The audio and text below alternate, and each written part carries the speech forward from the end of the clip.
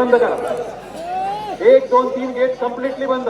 स्वयंसेवकांना एक विनंती आहे, तुम्ही गेट बंद करून रस्त्यावरच्या बांधवांना व्यासपीठाच्या पाठीमागे पाठवायचं.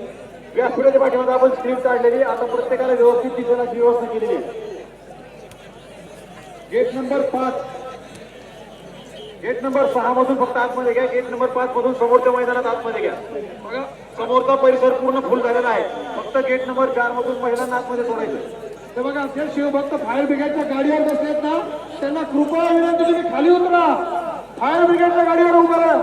जे उभा राहिलेत ते कृपया खाली उतरा.